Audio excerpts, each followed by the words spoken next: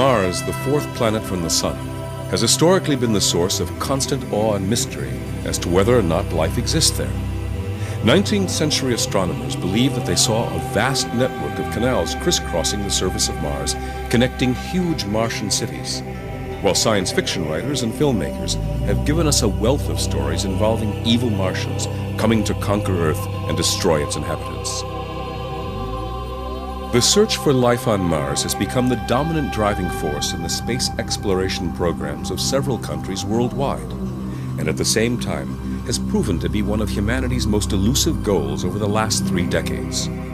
Searching for water and life forms on Mars has also evolved into the main reason for sending a human exploration mission to the Martian surface. As precursors of a planned future human mission, several unmanned probes were recently sent to Mars to search for water and evidence of life forms, and possibly provide invaluable information in humanity's ultimate quest for life on other planets.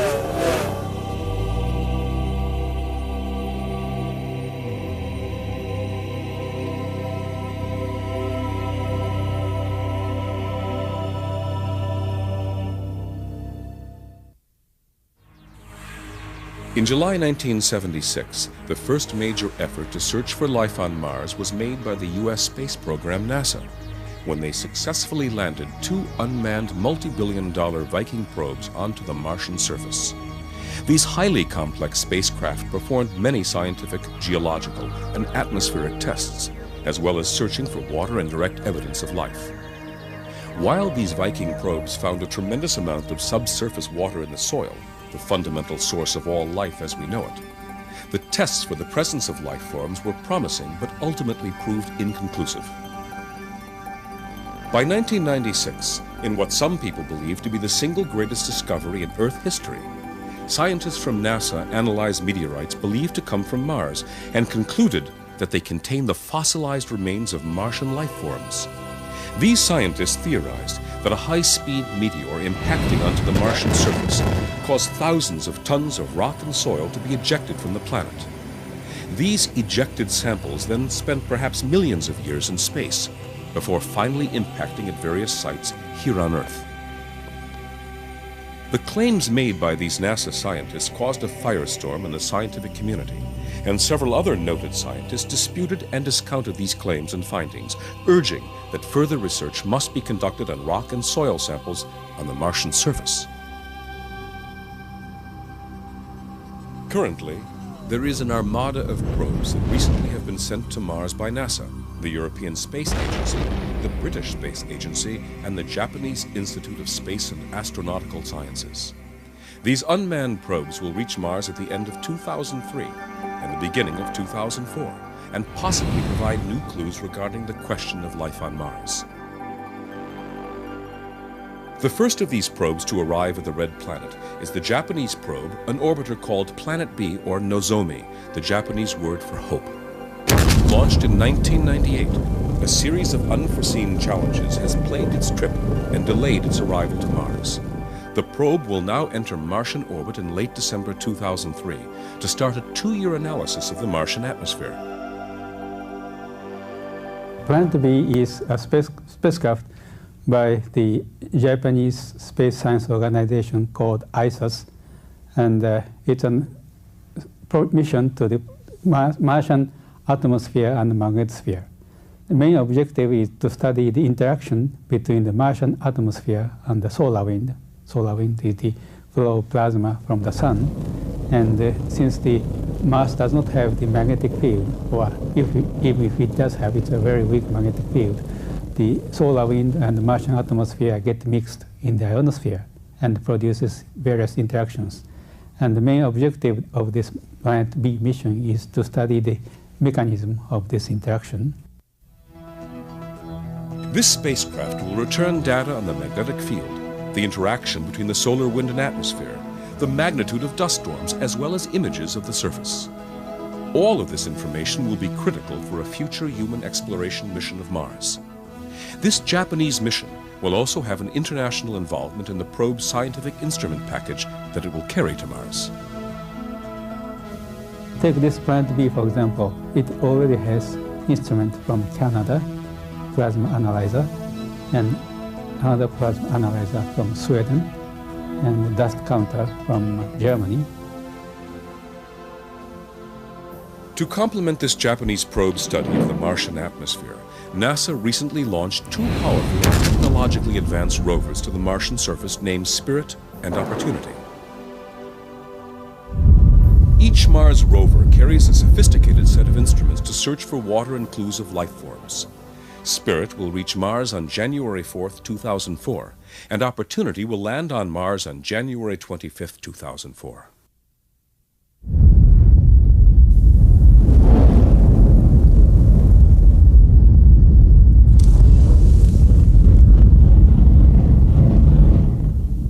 The time it takes for the signal to get here means that we cannot sit here on Earth and control in real time the spacecraft or the rovers on the surface of Mars.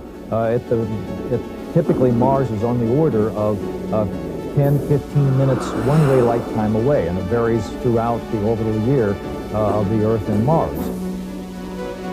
Once these probes reach the Martian atmosphere, a parachute will deploy to slow the spacecraft, and airbags will inflate to cushion the landing.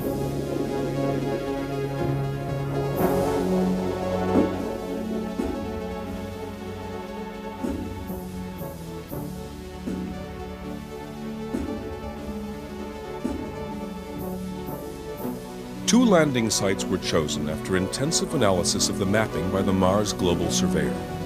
Spirit will go to Gustav Crater, a wide basin that may once have been a lake. Opportunity's destination is Meridiana Planum, an area about halfway around Mars from Gustav Crater that has a mineral called gray hematite, normally formed in the presence of liquid water.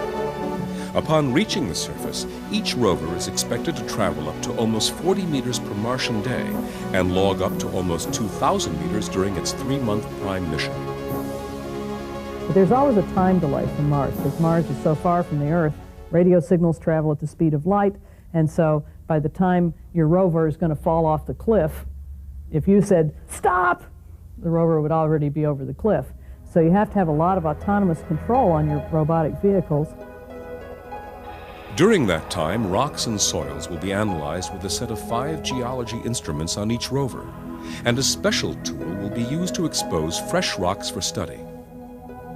So you can no longer expect to interact directly with the spacecraft in real time. You have to have smart enough spacecraft that can take care of themselves between the phone calls that you can manage to you could connect with them. The mission will seek to determine the history of climate and presence of water at these two different sites, where conditions on Mars may once have been favorable to support life. Our idea of the origin of life on Earth suggests that life appeared very rapidly on the Earth once the proper conditions were met. And the proper conditions were basically the presence of liquid water on the surface of the planet. So our conception of life in the universe is that if you had a planet that was Earth-like and it had liquid water, then life will be a rapidly emerging phenomenon on that planet. That's our current bias in terms of our approach to the question of life. Well, Mars is a direct test of that. We look at Mars, we see that here's an Earth-like planet, it had liquid water. We should expect then that, geologically speaking, life would have rapidly emerged on that planet. We know Mars was warm and wet at about the same time the Earth was first evolving life. Mars had conditions that could have evolved life as well. And if it did, that means that there are now many broader range of places, a much broader range of places where you can expect to look for life. Maybe we could look for red planets that are smaller and are farther from the sun than the Earth is, for example, and have a chance of there having been life evolve on a much broader range of conditions than just the Earth. So it has profound implications for life in the universe.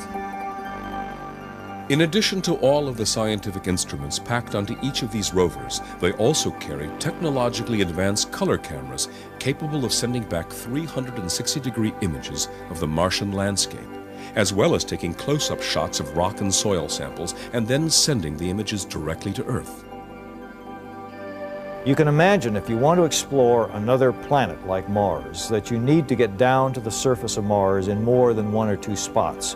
You can't imagine understanding the Earth from having landed on the Earth in just one place. It's much too complex a planet. Mars is equally complex, and we need to find a way to systematically go back to Mars every opportunity there is with a series of small probes that can land on the surface, eventually drill down beneath the surface, looking for water, looking for any other evidence of the early era, left from the early era of Mars, when there was lots of water on its surface and where simple life forms could well have evolved. The European Space Agency's mission to Mars, called Mars Express, will not only be looking for water and life forms, but will be able to drill beneath the surface, contributing additional information to that provided by NASA's 2 rovers.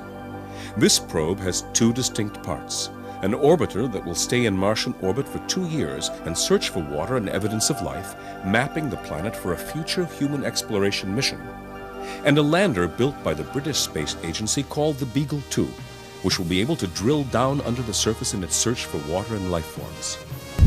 This package of probes was launched in June 2003 on board a Russian-made Soyuz rocket from the Baikonur Cosmodrome in Kazakhstan and should reach Mars in late December 2003.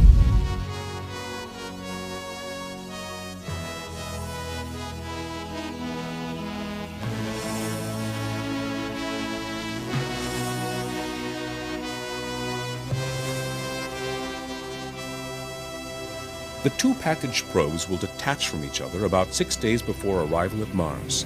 The orbiter will enter a highly elliptical polar orbit from where the scientific observations would begin. This orbiter would then map the planet using a powerful radar to probe its surface for evidence of water, as well as measuring water concentrations in the atmosphere.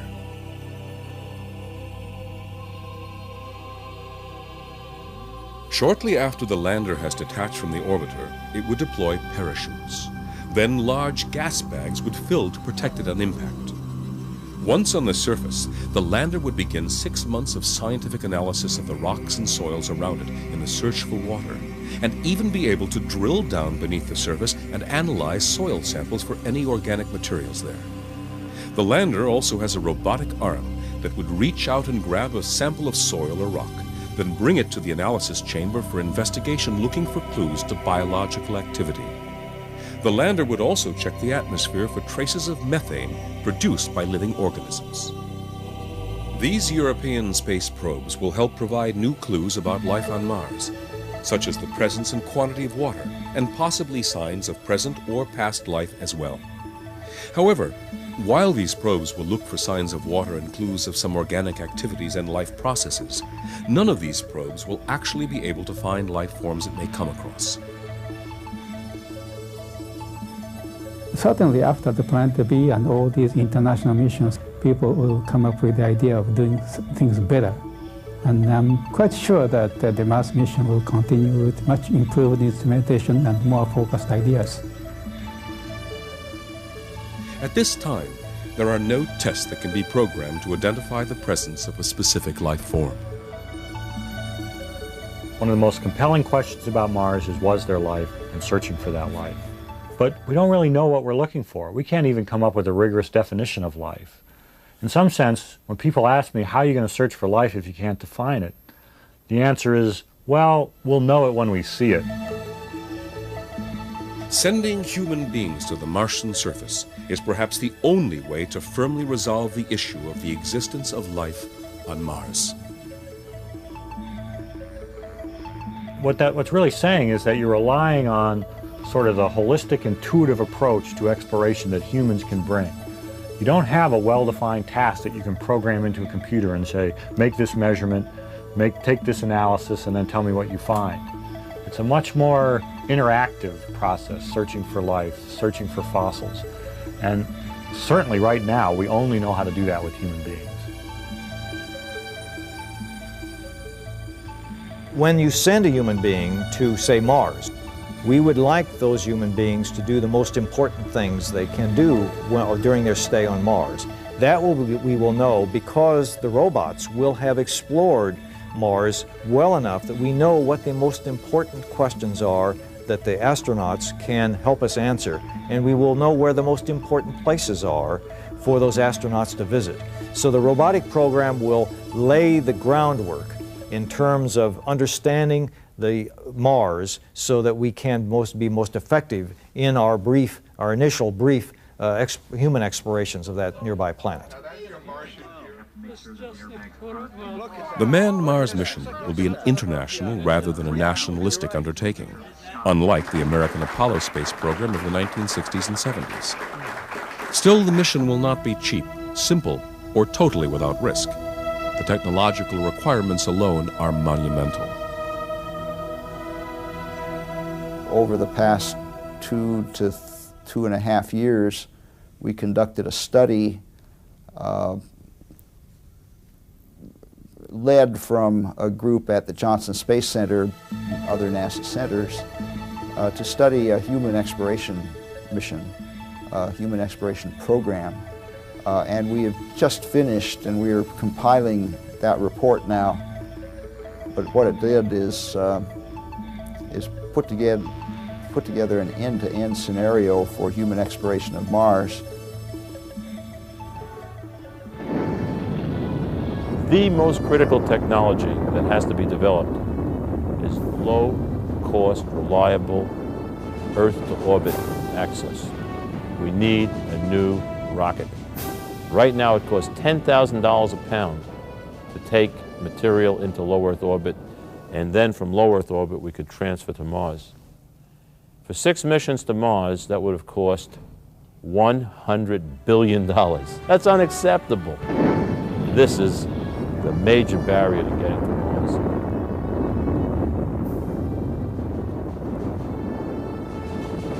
Many scientists and engineers believe that current interplanetary rocket propulsion technology and fuel systems will be unworkable for such a large-scale Mars mission. The next generation of propulsion systems will likely involve ion or fusion reactors utilizing the light element helium-3 as primary fuel. Presently, helium-3 is being tested in laboratory fusion reactors on very small scales for eventual use in small, unmanned spacecraft propulsion systems. Eventually, this technology will be expanded and utilized in large-scale rocket boosters capable of matching the power output of current chemical propulsion systems.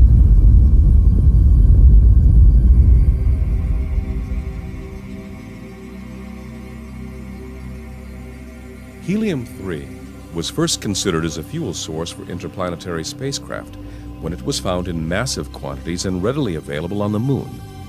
This determination was the result of analysis of the moon rocks brought back by the Apollo astronauts. Corporate studies are currently underway to investigate the likelihood of establishing a helium-3 mining colony on the Moon. Development of this technology will also have important applications for society at large, possibly replacing fission nuclear reactors as a source of electrical energy in the 21st century. One of the long-term benefits of a helium-3 based energy economy, and lunar helium-3 in particular, is that it enables a whole bunch of other things to happen. It enables us to bridge our way to Mars because the launch vehicles and the technology needed to settle the Moon and to extract helium-3 are essentially the same types of technologies necessary to go to Mars. Harnessing helium-3 as an energy source not only clears the way for Mars travel, but is an important step in colonizing the Moon as well. The primary byproduct of producing helium-3 on the Moon is hydrogen. And in the course of extracting the helium-3 and hydrogen, you also produce water.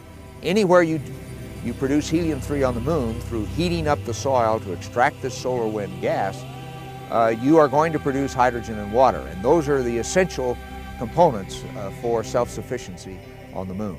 And indeed may well be the source of fuel and oxygen and water for space travelers to Mars and for the early settlements on Mars.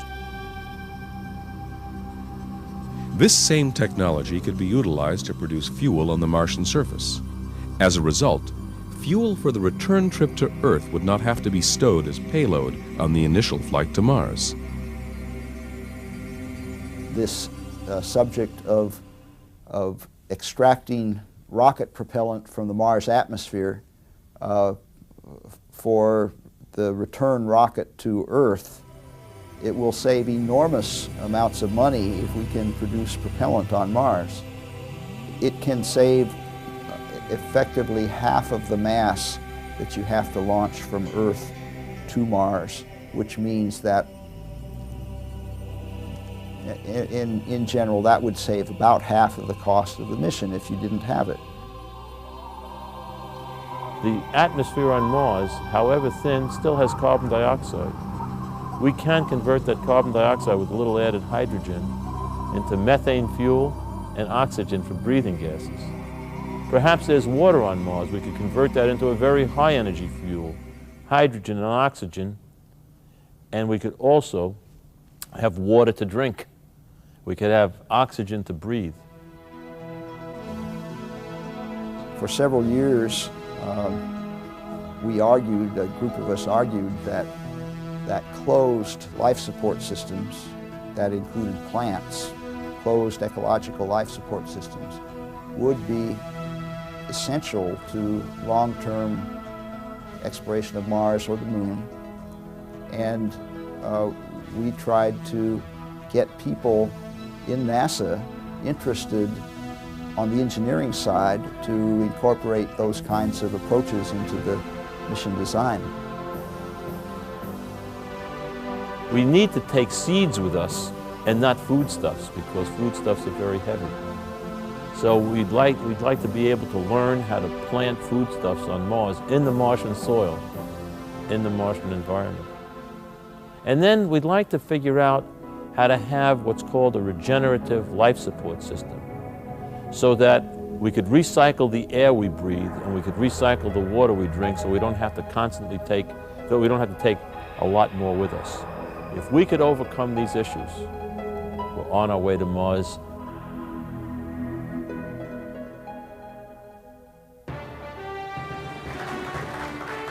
Given the cost of such a venture, it is unlikely that any single nation will assume the entire financial burden and develop all the required technologies. Likewise, the makeup of the crew will reflect the international character of the mission. Unlike the Apollo crews, which consisted solely of Caucasian American males, the Mars crew will no doubt comprise men and women from a variety of participating nations.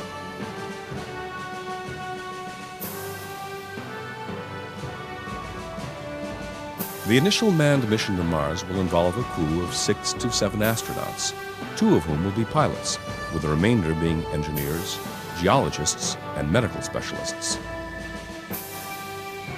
These astronauts will most likely undergo training at the International Space Station that is currently under construction, since the crew must adjust to living in space for 2 to 3 years at a time. When we get to human missions, it's almost certain we're going to have an international endeavor, just like International Space Station Alpha. I mean, that's got Europeans, it's got Japanese, it's got Russians, it's got US, and I think that's the way we'll be going to Mars with people. So we're already international and getting more so. The motivation for exploring Mars politically is cooperation, not competition. And cooperation by its nature is not a goal-oriented task, it's a process-oriented task. From a political point of view, what's important is not going to Mars and coming back, but the process of working together to go to Mars. So, in fact, the logic forces you the other way around. The best way to make Mars a beacon of international cooperation is to have the mission take as long as possible. Stretch it out. So I'm actually not optimistic that we're going to go to Mars and anywhere near the rush that we went to the Moon. I could foresee a day, perhaps 10 years from now, as early as 10 years from now, where we may want to decide there's a compelling reason to go to Mars because we got the mission cost down to an affordable level, and we see scientific benefit for early human exploration. And these explorations could take place within my working lifetime. So to get ready for possible human expeditions to Mars, we need to find out where are the interesting places to land, where are the safe places to land, where is the resources so that we can start living off the land as soon as possible. And if we can do all that, by about 2018, we hope to be able to field a human mission to Mars. So by 2018, we ought to have the technical infrastructure in place and a sufficient understanding of Mars so that we know how to send people there.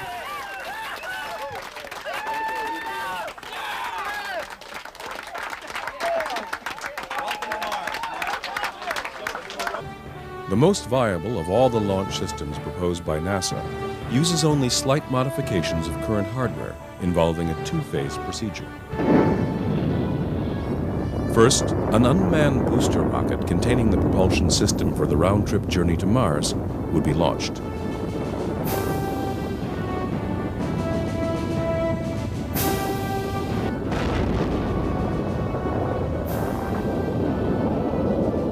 Mark 1 minute 12 seconds, coming up on period of maximum aerodynamic pressure on the vehicle. Mark 1 minute 41 seconds. Pass through max Q, still looking good. Through max Q, and everything looks good. Shortly thereafter, the manned vehicle, housing the habitat module and crew, would also be launched.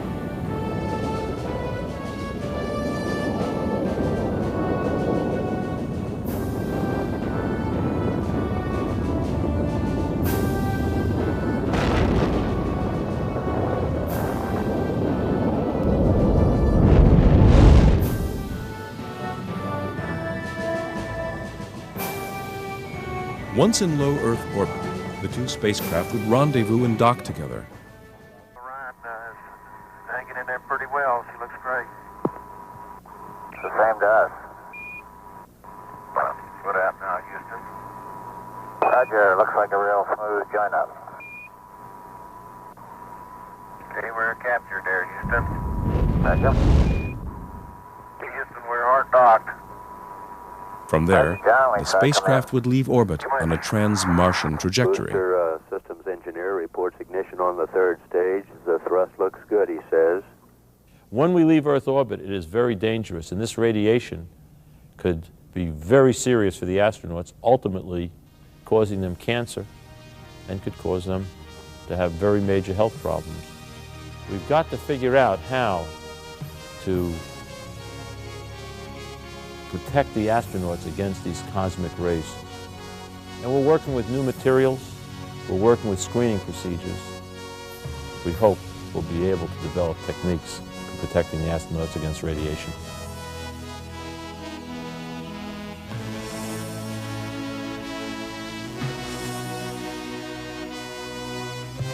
You could launch with just enough fuel to get you, say, to the vicinity of the moon, and then be met by a service vehicle, if you will, from the moon that would then resupply your hydrogen, your oxygen, and other materials that you need for a much longer trip to Mars.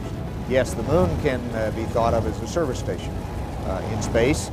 You probably would not visit it on your way to Mars, but you would meet supply craft coming from the moon in order to add to your consumables or to what you need for life support, for fuel, for getting into Mars orbit and so forth.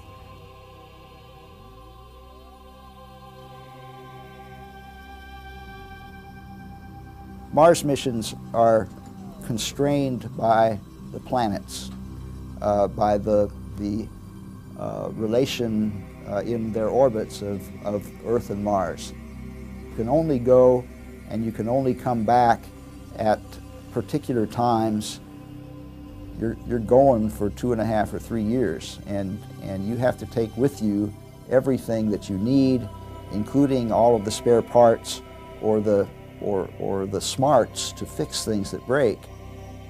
So in fact, once you commit to a Mars mission, you're going for 2.5 or 3 years, no matter how long you choose to stay on the surface of Mars. Go for undocking. Okay, retro, go. Fido, go. Guide, go. Control, go. Telcom, go. GNC, go. Ecom, go. Surgeon, go. Capcom, we're go for undocking. Hello, Eagle, Houston, we're standing by, over. As the spacecraft nears Mars, the landing vehicle would separate from the return module, which would remain in Martian orbit. Eagle, Houston, we see you on the steerable, over. Roger, Eagle, undocked. Good radar data. We're now in the approach phase. Everything looking good. Altitude 4200. Houston, you're a go for landing, over.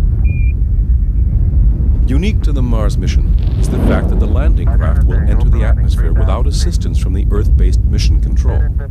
This is due to the 15-minute communications delay caused by the 200 million mile distance between planets. Landing in this manner makes the maneuver exceedingly more difficult than the mission control-assisted moon landing of Apollo 11. As a result, success or failure would depend entirely on the skill of the crew and the spacecraft's computers. 200 feet, 4.5 down, 5.5 down. 100 feet, 3.5 down, 9 forward. Okay, 75 feet, car's looking good, down a half. From the knowledge gained during the robotic excursions, the landing site for the Mars mission will be determined based on the location most hospitable for human beings. Picking up some dust. Straight shadow. 4 forward, drift into the right a little. 30 seconds forward. Contact light. Okay, engine stop. We copy you down, Eagle. When humans go to Mars, they're definitely going to be stepping into a hostile world. And it's interesting because the reason that they're going is because at one time we think Mars was very much like Earth and has degenerated to the cold world we see today. And they will have to, the humans that go will have to bring a little bubble of Earth with them in this to survive on Mars. They will land on the surface and inhabit a set of facilities that for the most part have been put down before they were actually launched from Earth. So you would send the habitats out, you would send the rovers out, you would send the equipment for producing propellant for the return out before the crew ever left. Deliver it automatically, robotically, have it set up and waiting for the crew to get there. So the crew would come out in their habitat, go down to the surface, have this set of chambers and rovers and suits and such waiting for them. There's been thoughts about whether we should have a national mission to Mars to plant the American flag, or whether we should do it cooperatively with other nations. It'll be very appropriate to work together because science is the domain of the human species. It'll also be an opportunity to cooperate and perhaps not have a variety of flags being planted all over Mars and starting the process all over again. Another important consideration in determining a landing site is based on where the crew would most likely find life forms, if they indeed existed, or still exist, on Mars.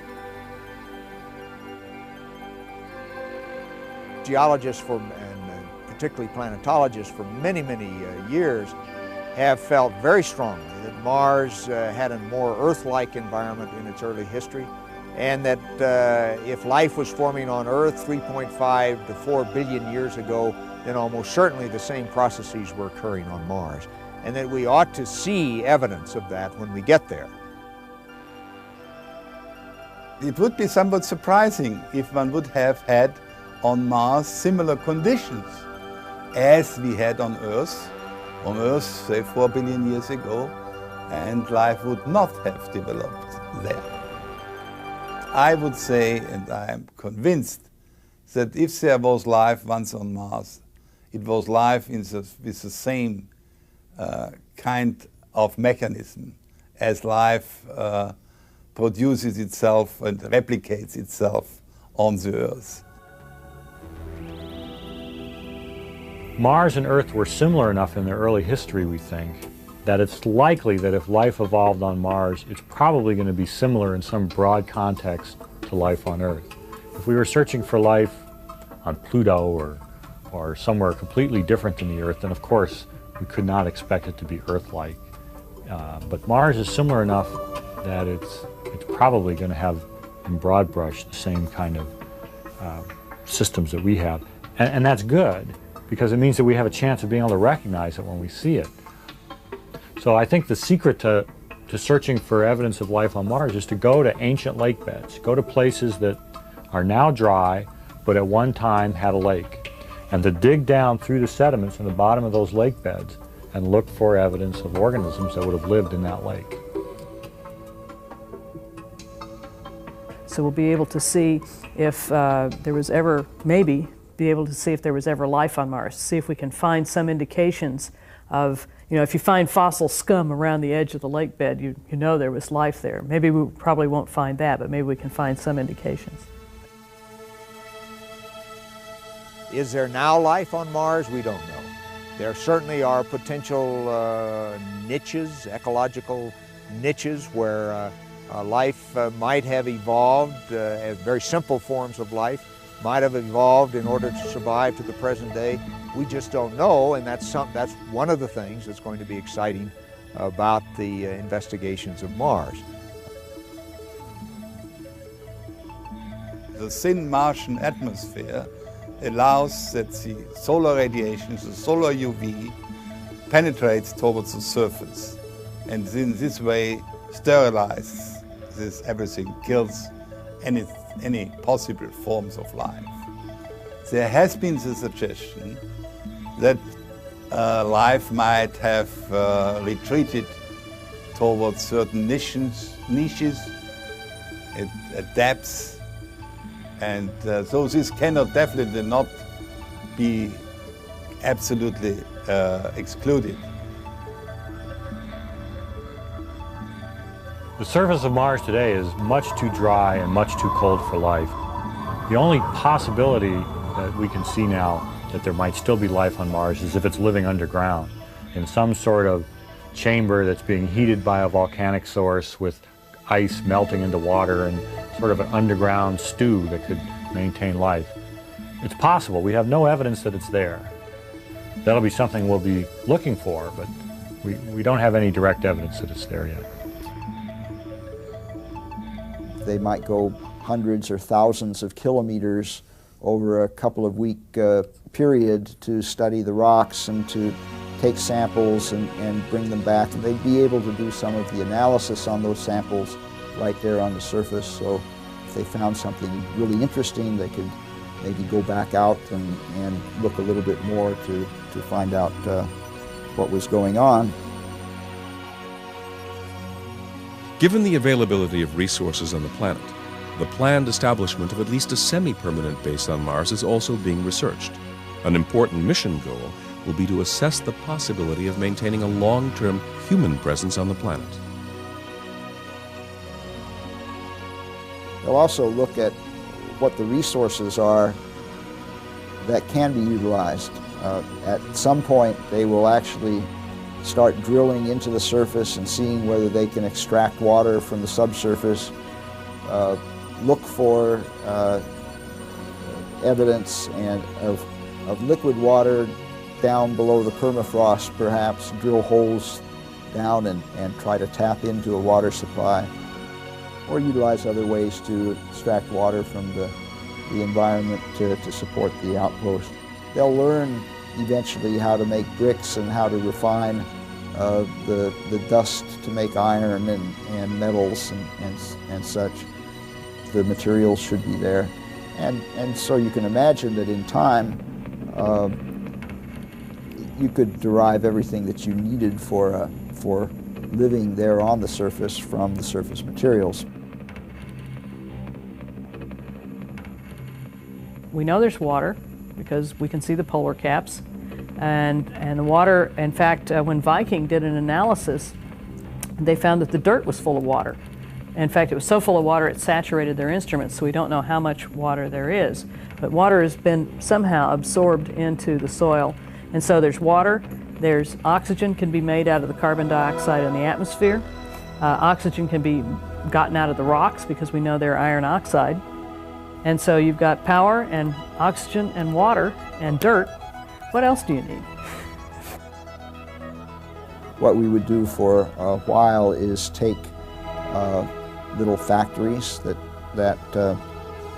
we build on Earth and set them up there with their power supplies and let them produce. At least in the beginning and early stages, it's just a few people, so you don't need a lot of factories to do that. In fact, the plant that is necessary to produce the propellant to send a crew of 6 back from Mars is probably not much bigger than an ordinary office desk.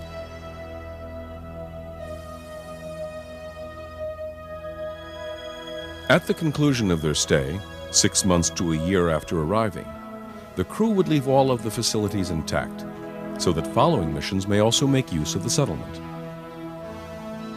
Heavily laden with rock and soil samples, as well as fuel processed on the Martian surface, oxygen extracted from the thin carbon dioxide atmosphere, and foodstuffs grown in the Martian soil, the crew would prepare to take their leave of Mars. Director Gene Kranz now taking a status check with his team. Go, no go for ascent. Standing by. Ryan, you're go for liftoff. Capcom? Ecom. Surgeon.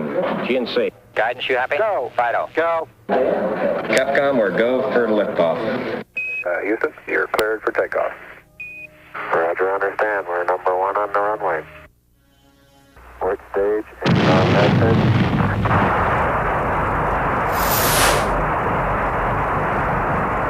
Beautiful. Very smooth. Very quiet ride. Here you go, Houston, going right down the track. Everything's great. Once in orbit, the launch vehicle would perform the delicate task of a rendezvous and docking with the orbiter. This maneuver would likewise be conducted without any assistance whatsoever from mission control.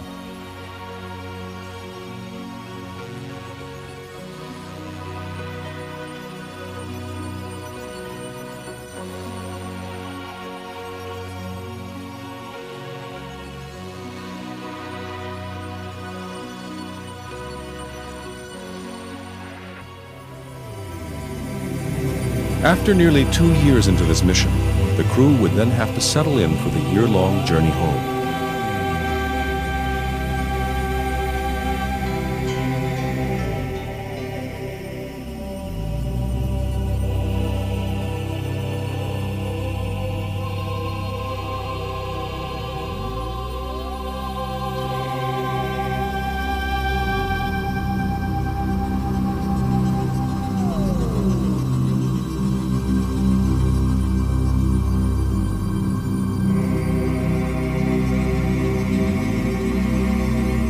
Some scientists believe that the astronauts and Martian rock samples should be delivered to a laboratory on board the International Space Station for a long quarantine prior to returning to Earth.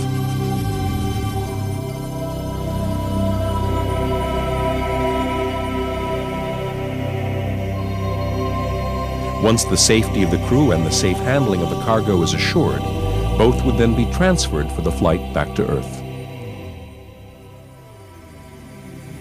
When we bring samples back from Mars, we want to be very careful and cautious to make sure that there's nothing in that sample that could be a danger to the biosphere, not just to humans, but to anything. We all have seen examples where organisms introduced into a new place where they've never been before have wreaked havoc on the ecosystems there. So for that reason, the current plan is that when a sample is brought back to Mars, we treat it as if it's full of pathogenic, dangerous microorganisms. We treat it like it's a jar of Ebola or something, and until we can demonstrate to ourselves that it's safe, we hold it in a facility like you would if you were dealing with a very dangerous microorganism on Earth.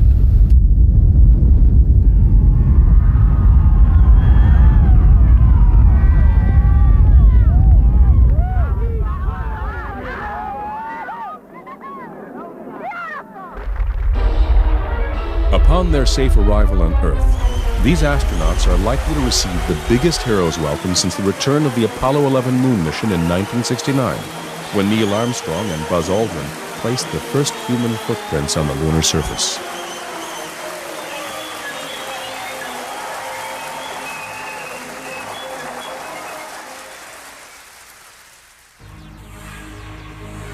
The full extent of future implications for life on Earth as a result of the Mars mission cannot yet be determined.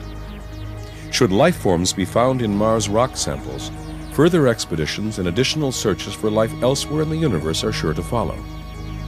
Such a momentous discovery will certainly afford humankind reason for reflection on our own existence and place in the universe. Like the Apollo program that spearheaded the American technological boom of the 1970s and 80s, the technological benefits to humanity as a result of explorations on Mars are limitless. If we can learn to live on Mars, or even to visit Mars, we can learn to live in other places. But we're not going to learn to live in any place else in the solar system until we've learned to live on Mars. Mars is not much harder to get to than the moon, fuel-wise. It just takes longer. And Mars has all kinds of resources that the moon doesn't have. So Mars is just a lot friendlier place to visit than any place else in the solar system. So I think it's inevitable that's where we're going to go. The United States is a spacefaring nation. The purpose of an agency like NASA and a laboratory like JPL is to essentially expand that frontier of human activity, to constantly move out, to do things no one else has done so that human activity can gradually expand into the full realm of space. And that is, I think, a very important part of the future of this nation. Right now we're sending robots to Mars. But why are we sending robots to Mars? In my mind, we're sending robots to Mars as scouts. They're going to check it out so that that can be followed by humans. Why are humans going to Mars? Humans are going to Mars to see if it could be a long-term home for life. We're also scouts. We're scouts for the broader phenomenon called life. And ultimately, that will lead possibly to terraforming Mars and putting a biosphere there. And it's important, I think, to think of these as a continuum. Think of them as steps along the way. And the ultimate goal, at least in my mind, is another planet that has life. We now can talk seriously about the settlement of the moon, where settlements are self-sufficient, and the settlement of Mars, where those settlements are self-sufficient. And indeed, at least the moon and Mars provide an option for the human species to establish new ecological enclaves elsewhere away from our Earth. The resources almost certainly are there for self-sufficiency. So Mars settlements will indeed be able to take care of themselves over the long haul. But to get things started, the moon again is the bridge, and the keystone to that bridge is helium-3. That seems to me to be a very important philosophical goal for the human species, as well as one which is extremely exciting to many, many young people. What we enjoy most, as a scientist, is that by getting together, we can have better ideas. You see, the people are brought up in different environments and they have different educational backgrounds. And they have their own different ideas about what should be done and what to do. And when these people from different countries get together with different backgrounds, different cultures mix. And that's the most interesting part. And with that, we can come up with the greater ideas for the exploration. Of course, I'm not disliking the benefit of financial, citing the financial benefit and technological benefit. All these are there, but to us, the greatest fun is the mixing of the culture.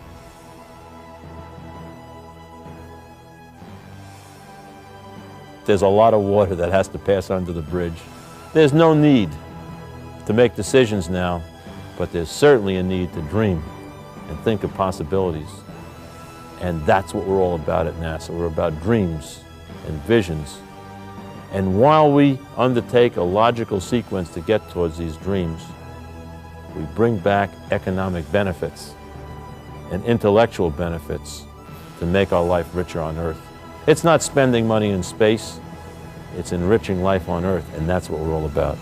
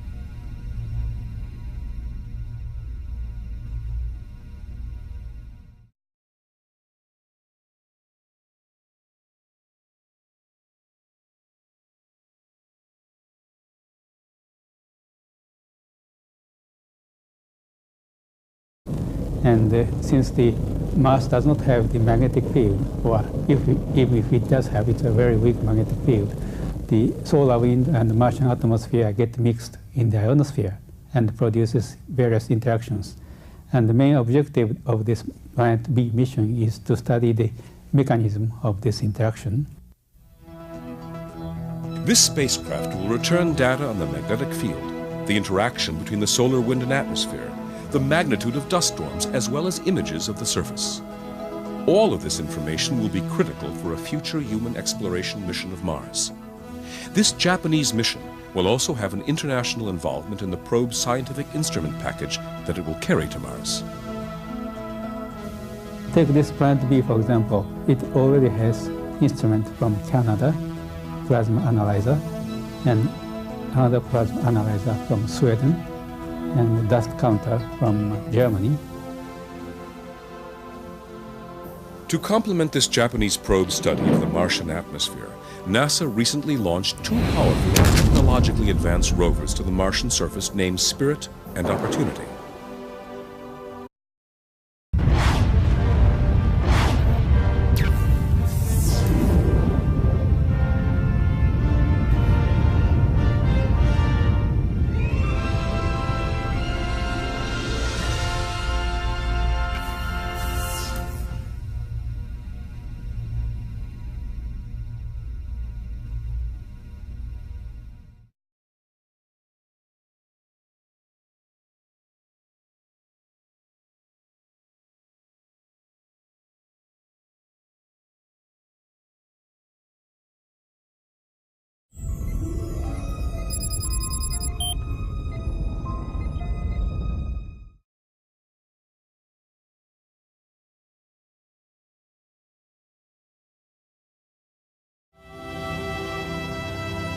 Mars, the fourth planet from the Sun, has historically been the source of constant awe and mystery as to whether or not life exists there.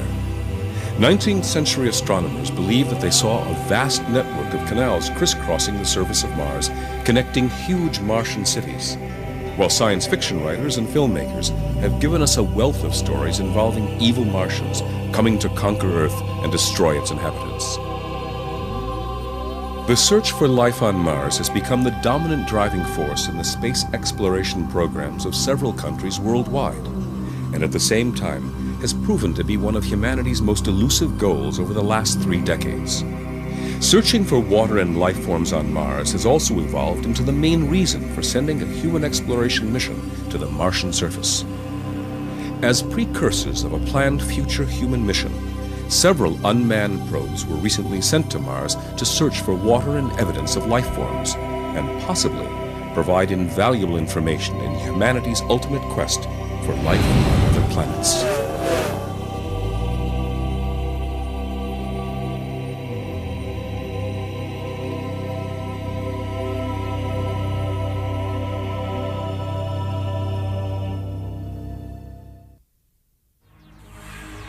In July 1976, the first major effort to search for life on Mars was made by the U.S. space program NASA, when they successfully landed 2 unmanned multi-billion-dollar Viking probes onto the Martian surface.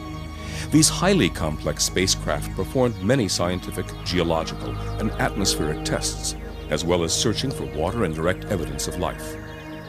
While these Viking probes found a tremendous amount of subsurface water in the soil, the fundamental source of all life as we know it, the tests for the presence of life forms were promising but ultimately proved inconclusive. By 1996, in what some people believe to be the single greatest discovery in Earth history, scientists from NASA analyzed meteorites believed to come from Mars and concluded that they contain the fossilized remains of Martian life forms. These scientists theorized that a high-speed meteor impacting onto the Martian surface caused thousands of tons of rock and soil to be ejected from the planet. These ejected samples then spent perhaps millions of years in space before finally impacting at various sites here on Earth. The claims made by these NASA scientists caused a firestorm in the scientific community, and several other noted scientists disputed and discounted these claims and findings, urging that further research must be conducted on rock and soil samples on the Martian surface. Currently, there is an armada of probes that recently have been sent to Mars by NASA, the European Space Agency, the British Space Agency, and the Japanese Institute of Space and Astronautical Sciences. These unmanned probes will reach Mars at the end of 2003 and the beginning of 2004, and possibly provide new clues regarding the question of life on Mars. The first of these probes to arrive at the Red Planet is the Japanese probe, an orbiter called Planet B, or Nozomi, the Japanese word for hope. Launched in 1998, a series of unforeseen challenges has plagued its trip and delayed its arrival to Mars. The probe will now enter Martian orbit in late December 2003 to start a 2-year analysis of the Martian atmosphere. Planet B is a spacecraft by the Japanese space science organization called ISAS, and it's a mission to the Martian atmosphere and magnetosphere.